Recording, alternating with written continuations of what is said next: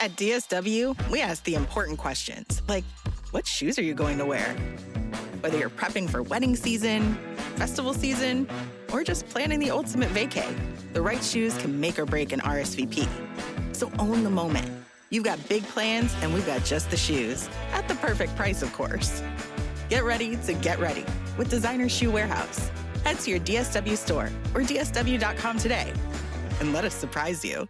Take the exit. Turn right into the drive-thru. Nope, I'm making dinner tonight. You don't have time. Josh has practice. Oh, that's right.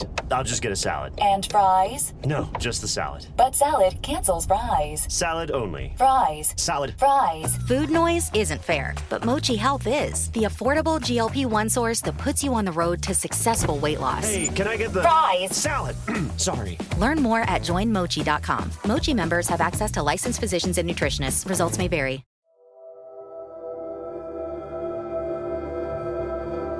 All right, so we're back with Allison Diker, and she's got some special guests with her.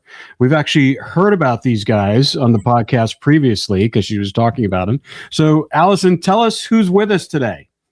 So these are my great uncles. So this would be my mother's brothers. This is my great uncle Elmer and my great uncle Carl. Hello, Elmer and Carl. Nice to meet you both. Yeah, nice to see you. Thanks for joining us. And so Allison's been telling us a lot about you guys on the previous podcasts, if you can hear us. So we wanted to talk to you a little bit about it because you guys were there when Allison was just a little girl when all this stuff happened. So can you kind of give us I'll go with, is it Carl on the left? Are you Carl? Elmer, Carl. Elmer.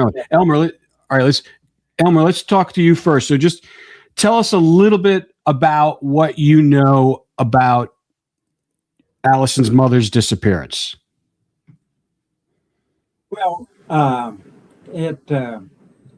as I think back, it seemed like it happened, yet it didn't sink in. We kind of thought, well, everybody was waiting. And furthermore, the police was kind of holding us off because just don't get too excited. She'll be back, and that's the big thing. We'll just wait it out. Well, what 40 some years now? It's time, But at the time, it just seemed like, well, we finally put on a search just about everywhere by the time we realized that she's disappeared and maybe we better start looking or whatever. And the fire company and gathered together and just about everybody in the community was hunting in different areas. And not to say anything about the weather was terrible. It was super bad and cold, and the snow was halfway to your knees, I think. And it was just all the bad part about the weather wasn't participating by any means, which didn't help matters at the time. Although when I think back at the time, it just seemed like the state police or whatever, it just kind of held us off to think that she's going to turn around and walk in the door here just in the neighbors all of the time. We didn't believe that for one reason. My mother and dad lived right across the street. You could throw a stone as far as they were away from her house. Back then, the door was never locked. Mom and Dad's house was open constantly. It wasn't a hindrance to leave your doors open back in the day. It wasn't wet. You could have walked in there at any time. And she could have walked in there if she needed to go to somebody. That was the big thing about it. where would she go? Well, somebody said, well, maybe she walked down the road. Well, my house where I lived at the time was a mile away, and she could have walked there as far as that's concerned. There was a lot of pluses that kind of told us that something has happened to her, and going on about it. As I look back, she had a handicap that didn't show up for the most of us. She was a bright and likable person, and what she didn't have in hearing was a plus to all of her other senses.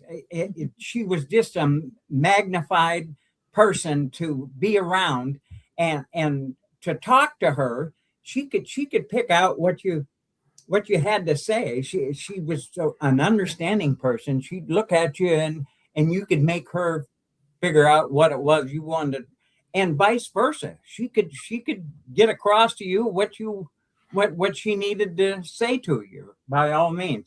And it as I think back, she was just a bright glow, and it rubbed off on her kids. Believe you me, I'll tell you what. And I got to give her credit, because she hasn't let go of it one bit, and for the most part, and she was just a great, super person. And to drop out of sight, that it's something that happens to somebody else or whatever.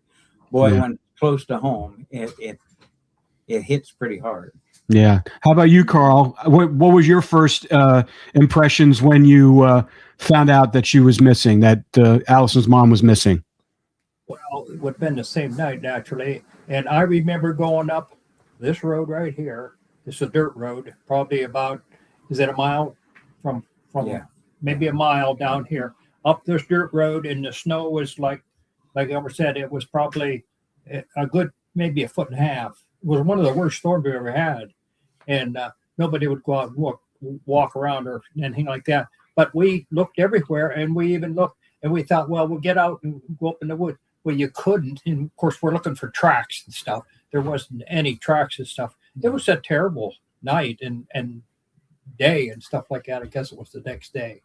But yeah, it was, I remember looking, and about that same time, I think she left. We were building a house not very far from her place too.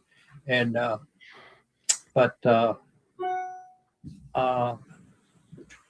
and like he said, Lonnie Ray, she was, you could get her attention, which we learned, you just stomp on the floor and she would look around, and then you could tell her what you wanted or something like that. But, she was a beautiful person, just beautiful. She glowed for sure.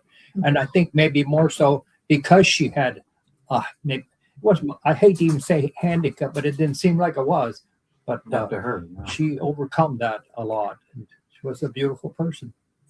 I didn't like Bud from the get-go. Yeah, let's talk about that. Tell me about your experience with Bud and what your impression of him was, Carl. Well, I didn't like him from the get-go. His hair was too long. It don't take much for me to judge somebody. His hair was too long back then. Today he'd fit right in, okay. But anyway, his hair was too long. You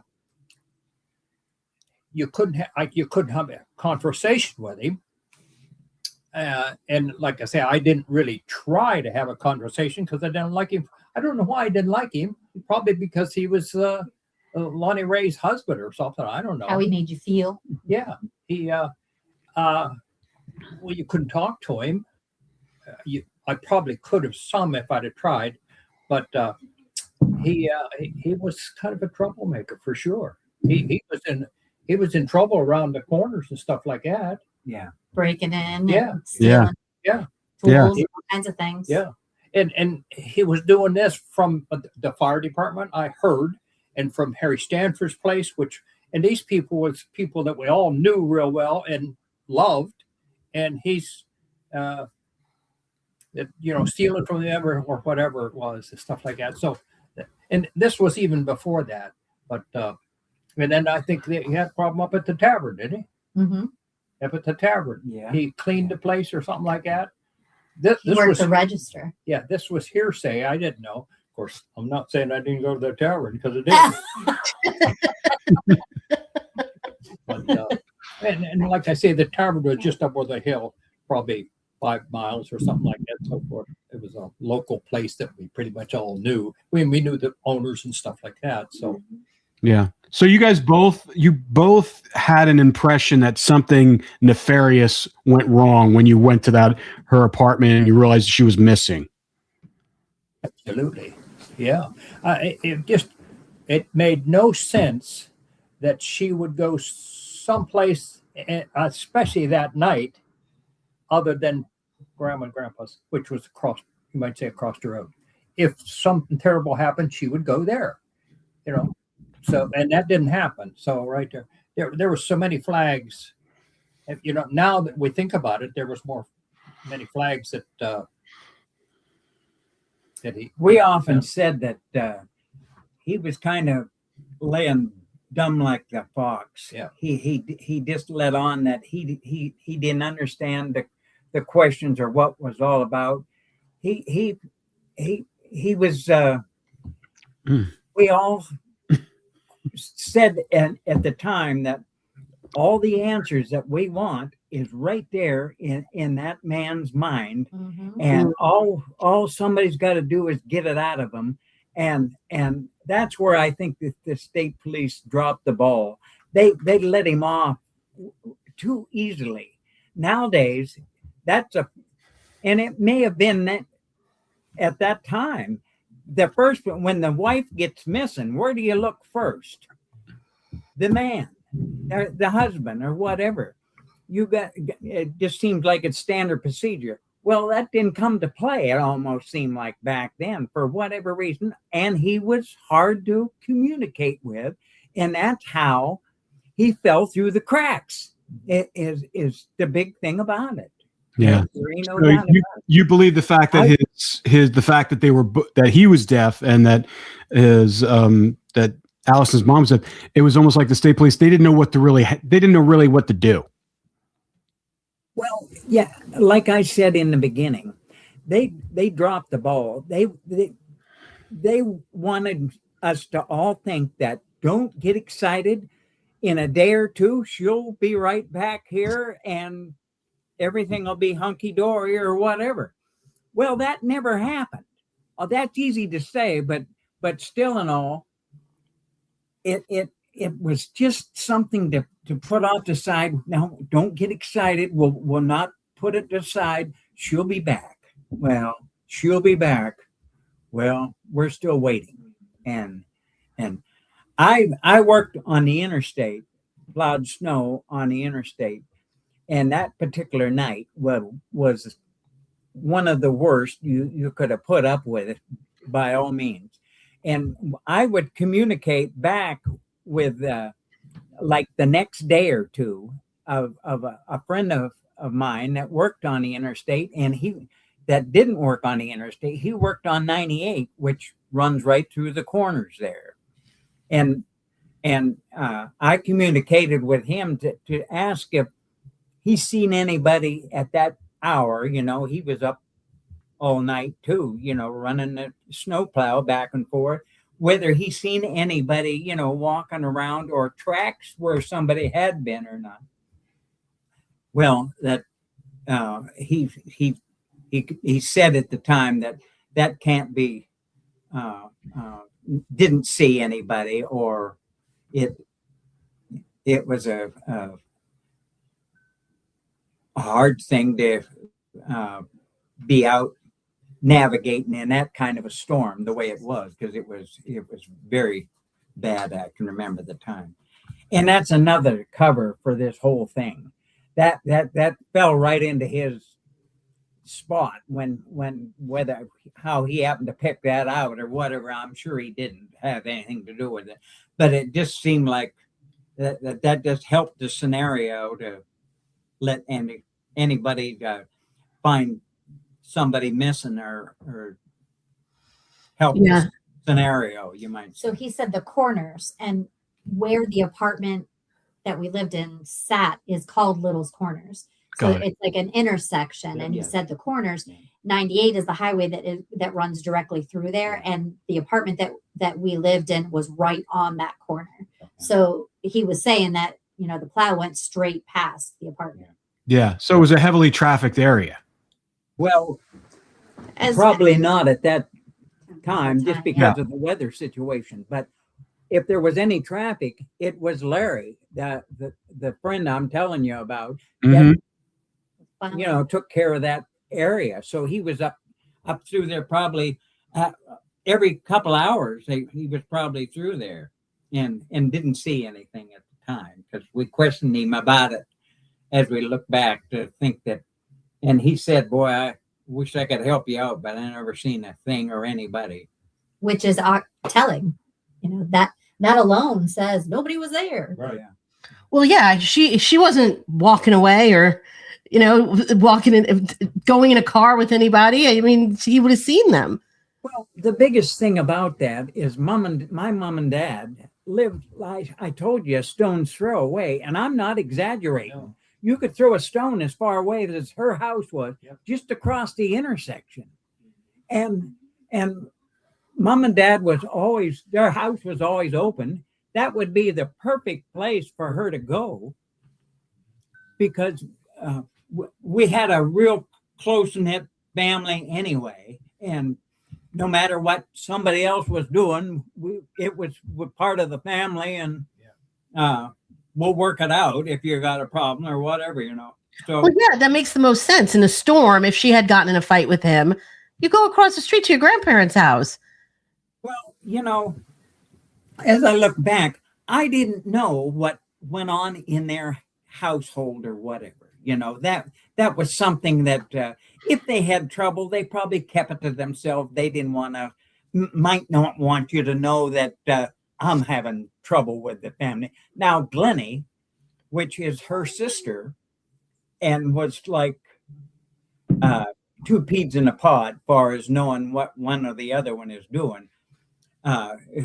She could fill in a lot of voids that is more close to her situation at home than we were, really. Yeah. So no one really knew like the problems that were going on in the household. Well, everybody knew that he was a criminal because he had a criminal record for breaking into all these people's homes, and that tavern that you said you went to. I mean, you didn't go to. If there'd have been any indication that he was capable of this, believe me, we'd have taken care of the situation by all means. Nobody, and They should have had these two take care of justice. how that could have happened, is almost unbelievable, but it happened. And Yeah. That must have been really frustrating for both of you guys because like how old were you guys then? 40 years ago? You're like, I mean, you're probably, you probably looked at this guy and you're like, this. How old were you then? 40-ish? Half my age right now. Half now. Well, I'm almost now. I'll be 90 next month, and that's Oh, wow. 45 years ago. Yeah. There So you go. 45. 45. Yeah, I'm 83, so He's just a kid. He's just the baby. It's one of them things that I think as you hear about them, this is something that happens to somebody else, or whatever. It didn't happen, and we didn't know at the time that this is going to drag out forever. You might say it's next to it, Right. and to think back that there were so many voids that could have been. Well, that's the raised thing. up and put things together at the time. Another thing, that night, if Lonnie Ray would have left for any reason, she would have taken her hearing aids like I have, and she would have took the keys to her car. She would have took her glasses, Well, maybe she didn't have And she'd have took this kid. and she I'll would tell have you took that. these kids, 2 little kids. So she'd done none of that. Right. which that just wouldn't happen. And another thing, and now this is probably what I heard later on, there was a blanket missing. Oh, yeah. A blanket. And now we all think, or pretty much all think, that he wrapped her up in that blanket when he hauled her down the stairs and put her in his truck. That was part of his confession. Yeah, there you go. He said that he rolled her in that blanket. Yep. Was this the pink blanket we were talking about? Blanket. That Yep. blanket, and that was missing, see. And Yep. So It's so awful. But like you said, I mean, the police just didn't seem like they saw the urgency in what was going on. I agree with that. They didn't push his end of it. You know, to interrogate somebody, you'd have thought they'd have worked him over the coals to try to get something out of him. Well, he was so hard to communicate with that they didn't let him off the hook for the most part. And we said after that, he's got all the answers. All they got to do is get it out of him. Mhm. And they just, but they'd They ask just him a let him question go. and he wouldn't understand what they're asking. You know, he couldn't hear them. playing he didn't dumb know. like the fog. Yeah. I was going to say he understood more than he let on. Sure. That's how Mhm. it got away. And the police didn't have an interpreter. Is that the Right. Yep. They didn't have one. Really? And Wow. so he just got away. And I think that's how he got away with this stuff he pulled around the corners too. You know, they ask him about it, and I don't understand what you're asking me, so I don't know. I don't know what you're saying. So let it go. So Well, Yeah. so I was saying that bar, he actually was working there, right, he was, and he staged a robbery, Yeah, he did. and he made it. Well, he tried to make it look like someone broke in and Yeah. stole all this money. They broke in, and the glass from the door was outside. Right. How do you do that? The wrong way. Terrible. But that should have given them, a heads up that they needed to press this guy. They needed to really question him. Right. Well, when you press him, I don't understand what you want. I can remember back at that tavern where it was in hunting season. Bud come in there because he did some hunting too, and he come in there and showed his hat that had a hole in it. And he's showing it around to people that somebody shot through his hat, and lucky for me. And we're all saying, "My gosh, what a lucky guy you are!" Whatever. And here, he just liked attention. So everybody's, "My gosh, Bud, what a lucky soul you are to do that." So evidently he throwed his hat down there and shot a hole in it and brought it in there to make somebody think that boy, he had a close call. Well, he drawed attention to himself, and he liked that, I guess, as we think back, and just some things that he wanted for somebody to rave about him and Look what I attention. did. Look what you did. Yeah. Did he have friends? Did he have anybody hanging out with that tavern that he would hang out with, or was he kind of a loner? He was a loner. And most of that is because most of the people couldn't communicate with him. It's tough to hang around somebody when you can't turn around and say something to him. Although his wife, Lonene Rogers, in our family, we learned how easy it was to communicate with her. And she was approachable. I was just going to say she was absolutely. approachable and would make communication but easier, we was but not around him. her more. That's I true. guess that's the natural thing. We just knew how to go about getting across to her, and she picked it up without. She, like I said before, her handicap didn't show up on her for the most part. She just glowed with her response to most everything that went on, by all means. Yeah. How hard was it for you guys to kind of see this happen and just see Allison and her brother just having to stay with him now? How hard was that for you guys, knowing that you had a suspicion that he had something to do with Lonnie's disappearance? That must have been really tough.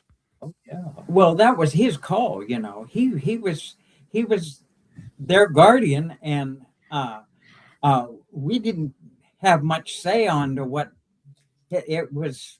It was his kids too. So he took them and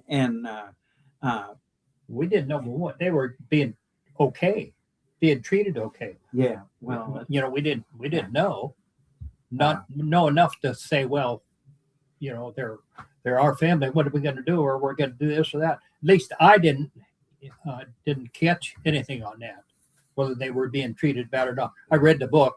Wow. That's what a shame. Yeah, it's terrible. But after Lonnie went missing, how long did you guys search? I mean, were you doing searches on your own? I mean, it must have been so frustrating, wondering what had happened. Absolutely. There was a great community search put on. Everybody in the community was put their best foot forward to help out in any way they could to think that where haven't we looked, or what stone have we not turned over? But it just seems like all of a sudden, this is a couple of months gone past, a year's gone past, and just time flies by, and all of a sudden, nothing. What'd you think about him sitting in the window watching everybody do the searching and him not helping? Well, that's another thing. To think back, it's like something like that. Well, what's the reason for that? As I look back to think, well, why ain't he out here helping us do whatever?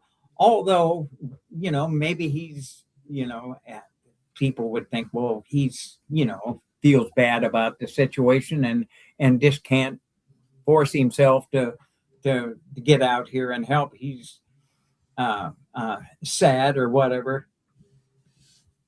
I don't buy that at all. Wow. If your wife was missing, do you think you would probably be the first one out there searching? Absolutely. Right. Absolutely. Sure. Absolutely. Yep. Were you there when was it your grandfather, Allison, who confronted him about the $20, the $40?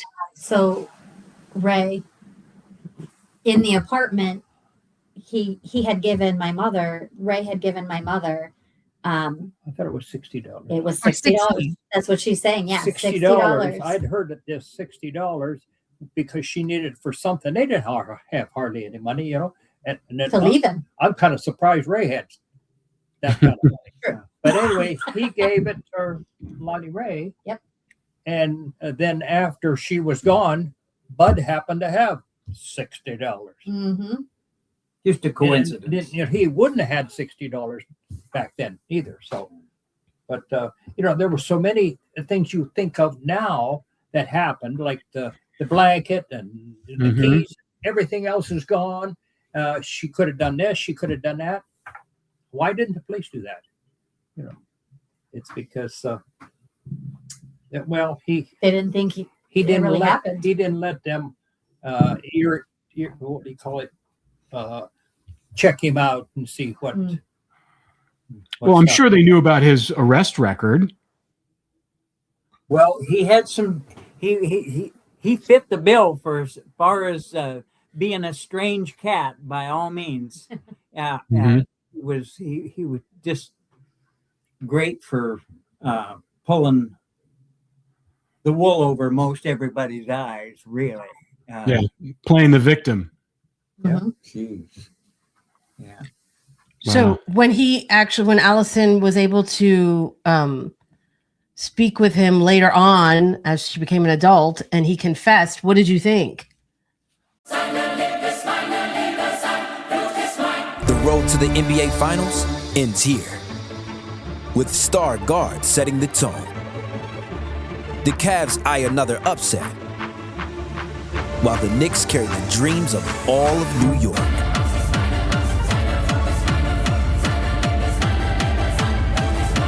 The Eastern Conference Finals continue on ESPN and ABC. Well, you heard he confessed. I- Can you imagine? I said a good many times to a good many people, they're not squeezing him in the right spot. Put him in the vise and let me at the screws, and we'll get something out of him. I honestly said that a good many times. The answer is all right in there. I think the reason why he confessed is because it was the beginning of this winter. It's cold. I don't have a job. I've beat everybody out All of about him. all the stuff bad I could do, and nothing's real handy, and it's pretty cold out. If I confess, I will get 3 meals and a mat to lay on. And now the weather's kind of Nobody nice. to turn to. Nobody to turn to, you know. It's almost like, what am I going to do now? You know. Well, I don't know why he confessed, other than that reason. I run out of options. I got to do something else. Yeah. What'd you think when you heard he confessed? Were you shocked? I was. I was. Well, you know, I haven't got over it yet. You could say, I all of them years that he has stuck with that don't know attitude that he had and whatever. How, boy, that had to prey on his mind by always, and I hope the hell it did.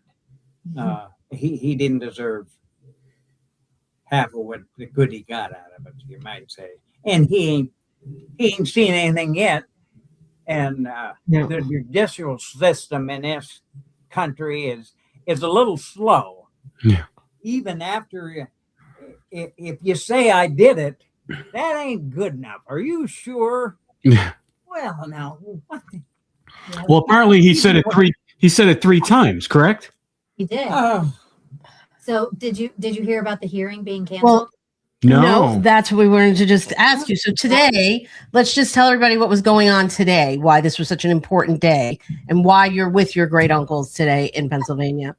And why we're wearing these shirts? Exactly. Yeah. So there was supposed to be a hearing today, on Monday, and I got a call on Friday from the assistant DA saying that the defense attorney filed a writ of habeas corpus and said that his confession alone is not sufficient evidence to prove that a crime was committed.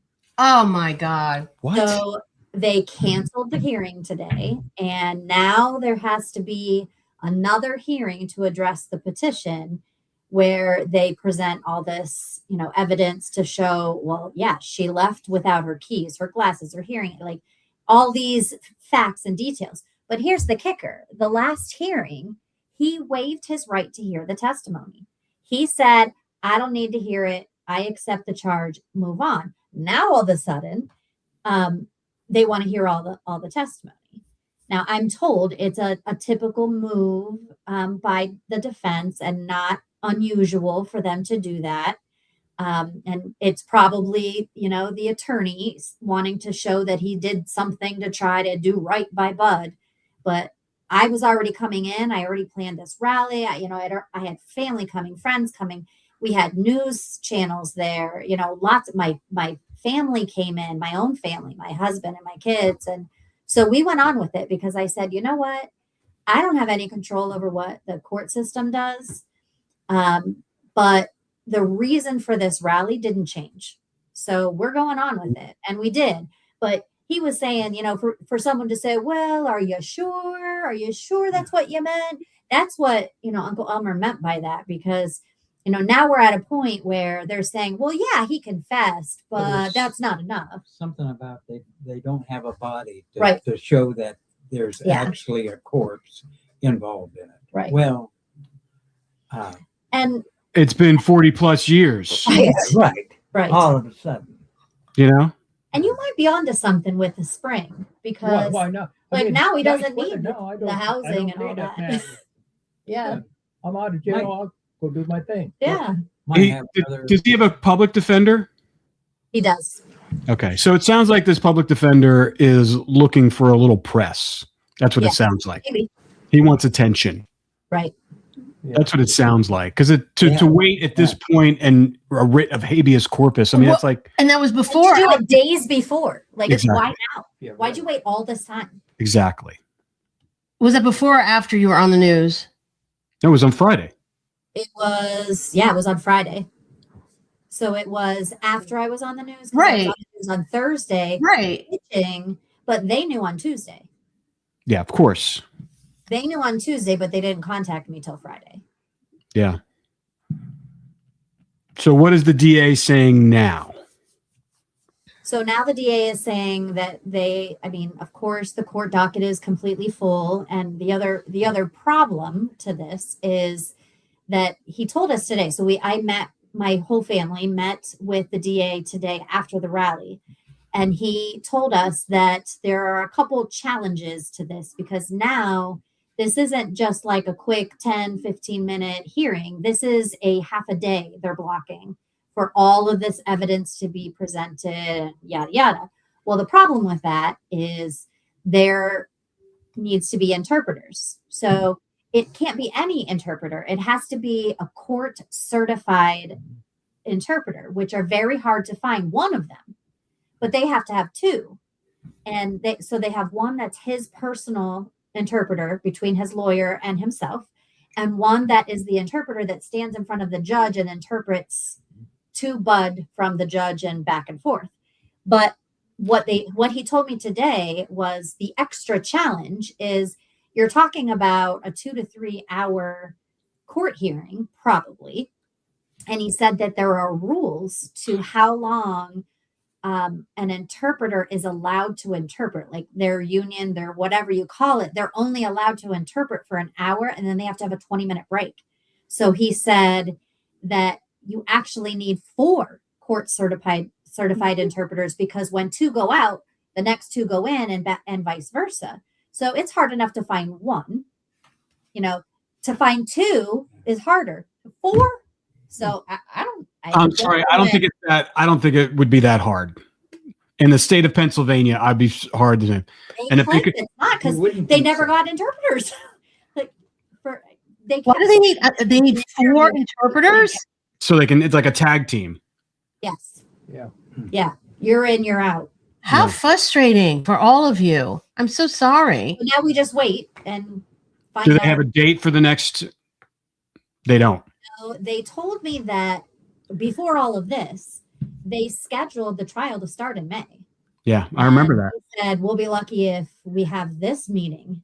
This is unbelievable. I mean, we have worked on wrongful conviction cases where even a friend of mine who was 17 and forced into writing a confession that he killed his parents when he didn't, and he went to jail for 18 years. Here you have a confession. 3 confessions. 3 confessions. Right. 2 recorded. 2 recorded, and they're saying that's not enough. This makes no sense. And so the first 2, fine. I could see if they threw it out because he wasn't Mirandized. He wasn't like with law enforcement when he did it. It was to the private investigator, whatever. But the 3rd time, they took him to the police barracks and they Mirandized him. They made sure the interpreter was there and present. And that interpreter had been there for the past 2 confessions. So he was there for all 3 and compared that he said the exact same thing all 3 times. Mm-hmm. And if you're lying, it takes a lot more effort to remember what you said. Exactly. He said the same thing all 3 times. So let's be, look, he's confessed. Where is she then? If she just went away, where'd she go? Do you guys know that part of his confession? So No. we have to go into that on another episode, but yes. He claimed that he put her in a dumpster and she's never been found. Well, there's no way 45 years later gonna find her Yeah. now. In a landfill somewhere. Yeah. If that's true, I don't know. But why would he say that's what happened if it didn't happen? Like, why would he bother after Why all of bother? these years? Right. Yeah. Like you said, he had no other options. He had nowhere else to turn to. Maybe he just realized, like, my life is going like this is just let me just give up. Yeah, he was talking Maybe he about just gave up. that, and he's like, I got 3 hots in a cot, free health care until I die. Yeah. Hold it. There you are. Yep. You know, be institutionalized. Well, in addition to that, if he's never going to be held accountable because they can't find a body, why would he tell anybody where she is? Exactly. Why? Well, It's crazy. It's crazy. Oh, I'm so sorry. It's so frustrating. I mean, like I said, we've had so many people be put in jail for very long periods of time based on a confession that was it. There was no evidence. There was nothing. There was no. Some have been put in with just circumstantial evidence. Exactly. You know? Yeah. Wow. All right. So the rally was big. People were there. People showed up. There That's were 2 different wonderful. agencies, family, friends. It was really neat. Somebody, one of the news stations was recording me coming up, which was neat because I'm sure my face lit up. You know, someone was saying, like, how can you be so positive and so joyful in such horrific, circumstances? And I said, because, this part of my mother's story was awful, but everything else about my mother was so amazing. And look at all the people that are here, family, friends, people that know her, people that don't know her, like, here for her. And it touched me walking up, seeing, the support that was there for a woman that probably felt like, she probably didn't even realize how many people cared about her. And so how long ago it Yeah. has been, and still right, 45 years later. Yeah. it really is. It's awful that had to happen and that she doesn't get the justice that she deserves yet after 45 years. It's wonderful that so many people showed up, and I'm very excited for you, and I'm very happy that we were able to get this story and start putting it out there, because people need to understand that what you go through, someone like you and your family, what you've been through, it's awful. But it makes me so sad that there's still no justice and that you're still fighting. Still lingering. Yeah. Still lingering. Yeah. You know what happened. You know what happened, and you can't resolve the justice because of the justice system. Well, I think you set yourself up for it. You get prepared. Like, I ran through, what am I going to say? What do I say when I see him? I brought my children today, and I prepped them and I got them prepared. And, you might feel this, all the things that you do to make this day as successful as you can, emotionally, everything, all those things. And now it's canceled.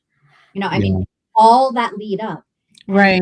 Somebody asked me about that. And I said, this is the story of this whole case. For 45 years, I know this feeling. This has happened over and over and over again for 45 years. Yeah. We're on to something. And the bottom. Yeah.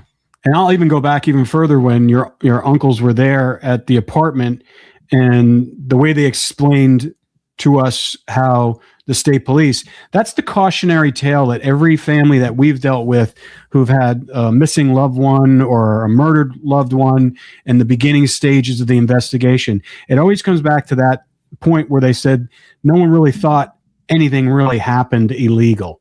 And so they just kind of like, well, they'll come back, or it was an accident, or this happened. And that, they ran off to another town or they just escaped. They didn't want to be in that area anymore, and they ran off together. We've heard those stories time and time again. And then time slips by, and those crucial moments in the beginning of the investigation evaporate. And then you're like months later, and then people are doing the searches, and then police are like, it's too late. It's too late, because it's exactly like if, I can't believe that he admitted to the fact that he just rolled her up in a blanket, the pink blanket, and dumped her in a dumpster. And that's how your mother's life ended. And the fact that, there's matter of factly, like not emotionally. I know. From what I hear, it was like this happened, and like he's telling an outline. Yeah. And now if the shoe was on the other foot and he was the one that disappeared, everybody would be like, oh, well, good riddance. He took off somewhere. Everybody would believe that. But nobody would believe that my mother would have done that. No, leaving 2 young kids. No way. And her family that she was close by. Was it her grandparents across the street? Your mother's grandparents living across the street? Their parents. Yeah. There's no way that someone they were close. From what I hear, they were really. My mother was very close with them. Is what I was told. Yeah. And there's a fire department across the street too. Yeah, right. And talking about mentioned the blanket, the pink blanket. Mm-hmm. Well, they found out, I don't know just how, the pink blanket was missing. Well, that didn't seem to bother anybody. At least it didn't bother the police any. But I guess Lonnie Ray done laundry for somebody. Is that right? Or babysat for somebody. But anyway, somebody knew that there was a pink blanket. The missing. babysitter. The babysitter. Okay. Mm-hmm. There was a pink blanket missing. Yeah. Yeah. That ought to tell you something, I would think. But well, as we've known in the past, I mean, you had did you have local cops there or was it only the state troopers? I can't remember. I think just the state troopers because there's no local police force here. Well, I mean, their expertise is not in investigating possible homicides. They're traffic cops investigating accidents, that kind of stuff. So we have it's so-and-so tried to steal my tractor, not. Well, yeah. And also back then there wasn't DNA. They didn't come in and do DNA evidence. And to your point, Elmer, today, the first person they look at is the husband, right? But back in the 80s, they didn't do that then. People disappeared. There was a lot of hippie culture where, people decided, I don't want to be married anymore, just disappear, and so to be fair to the police, I think that was just the culture at the time too. I mean, I think they could have done more. I think they should have done more to look into it, not just write it off as a missing, that she just took off with some guy that they didn't even know who the guy could possibly be. I mean, that's the thing too. Like if there was someone that she ran off with, who? Yeah. And they're also dealing without her kids, without her glasses, without her hearing aid, that doesn't make any sense. Car. Yeah. See, and the person that he said that she ran away with never left. He was here the whole time. I mean, they interviewed him. He was cleared 100%. But the bottom line is if she ran away with him, why is he still here? Exactly. Yeah. And I think the fact that they're dealing with, deaf people that, I mean, it was just too much for them to really kind of understand and handle, and it was, and a lot of times when these cases linger on, I mean, they become cold, but they don't become cold. But a lot of times, law enforcement, they're just hoping they just go away. And that's what happens. They do go away. How many times have we heard about cold cases being solved 40 years later, 50 years later? There was one last week, I think just recently, it was like 40 plus years. Someone came out or they found DNA evidence or stuff like that. So it's really, it's got to be heartbreaking for you guys, Elmer and Carl, because you were obviously heartbreaking for Allison, but she was a little kid. She was a baby. She didn't even understand what's going on. I mean, you guys were there. You could see it and you can you can read between the lines. You're like, something's not right here. And this guy's not right based upon all your past experiences with him. After all of that, then he said, I did it. I admit it, and I tell you how I did it and what I did with her, and it still don't fly. Yeah, that's crazy. So now what? So now back to square one again, or what? Yeah. There's no end to it. The judicial system just I don't know whose side they're on. Yeah. And it's almost like now they won't let him admit it for crying out loud. We ain't gonna take that. Yeah. I mean, I'm all for due process, but when the process is working, they're it's almost like they're trying to throw a monkey wrench into the due process. Yes. So what do they do? Let him out now? Say, okay, your confession's no good. You can go. It's happened. Really? But I understand that he couldn't get the death penalty even if they wanted to give it to him. The way I understand it, the rules leads back to 1981 when it happened. And that statutory whatever, I don't understand that for a minute. How the hell they ever figure? Although it wouldn't take when he's 74 or 5 years old, life might not be too far down the road, but still in all, the sentencing, something about when it happened was 1981, and that set of rules back then still fly or is carried with it. So did they have the rules are harsher now than they were then, and what they said was they probably could only get him with like second degree homicide or something and like only 10 to 20 years because it all applies to 1990 or 1981 standards, and they're much different now and harsher than they were then. Yeah. Well, regardless, they got to get through this process first. And I think, like I said, I think this writ of habeas corpus that this public defender did was a Hail Mary just to get his name in the press. I believe you're right. That doesn't make sense. And also to do it the last second, to do it the last second. They could have found, we've been talking to you about this for the past month and a half, 2 months. Yeah. They could have saved everybody a lot of time. But they wanted to get their name in the press, and that's what they did. Because sure, if everything went without a hitch today, and it went the way you guys wanted it to, it wouldn't, it would be news. But this is bigger news. They're basically trying to say that a man who's confessed 3 times to a murder of his wife and dumped her in a trash. But we have to go over the facts now.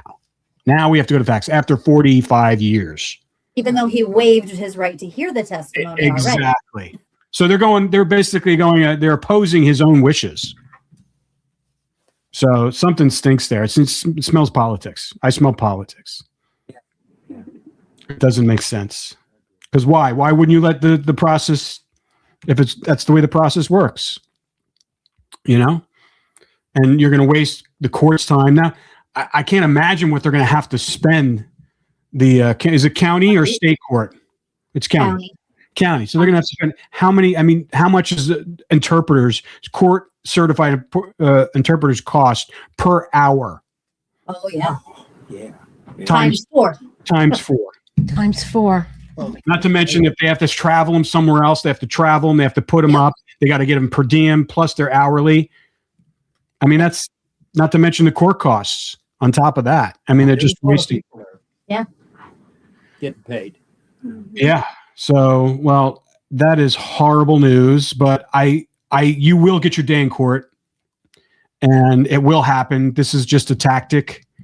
And, cause I don't know how, I'm not a lawyer, but if he's admitted to this and given details on what he did, so it's not like I killed her. He goes, oh yeah, I killed her. Did he say how he killed her?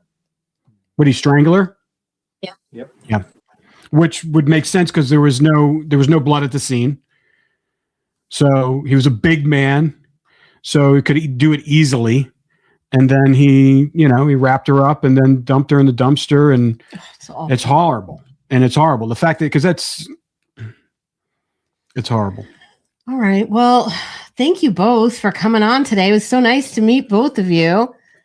And it's nice to hear your story and, understand. And the support you have. The support that you have, Allison. That's wonderful. And I didn't really get to meet them until I was an adult. I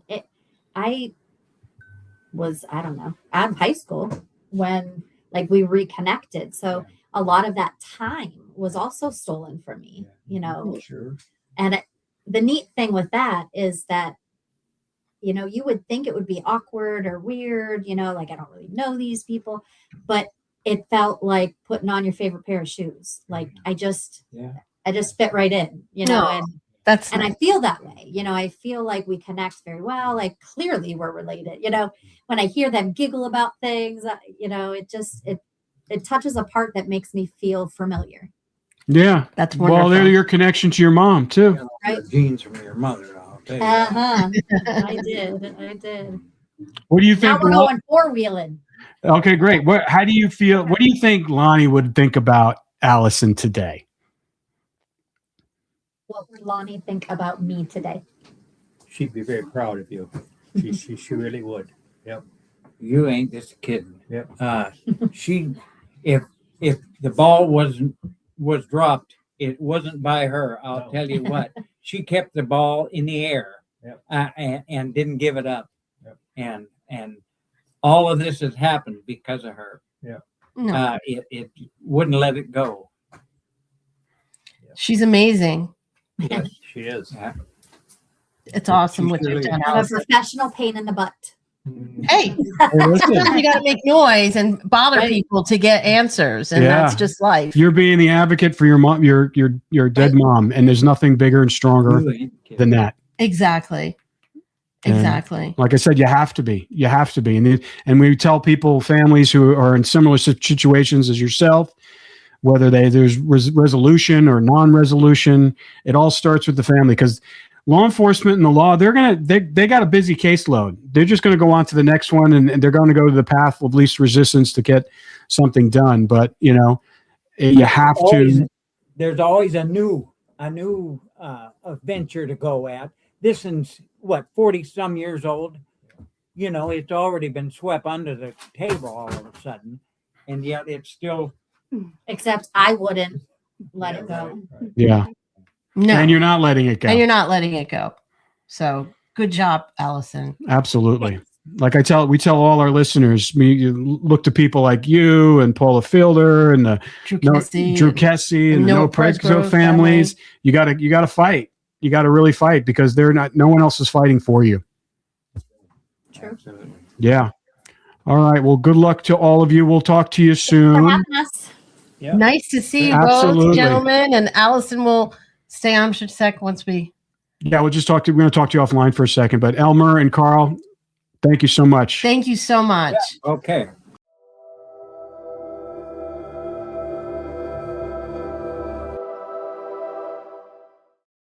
Insurance isn't one size fits all. That's why customers have enjoyed Progressive's Name Your Price tool for years now. With the Name Your Price tool, you tell them what you want to pay, and they'll show you options that fit your budget. So whether you're picking out your first policy or just looking for something that works better for you and your family, they make it easy to see your options. Visit Progressive.com. Find a rate that works for you with the Name Your Price tool. Progressive Casualty Insurance Company and Affiliates. Price and coverage match limited by state law.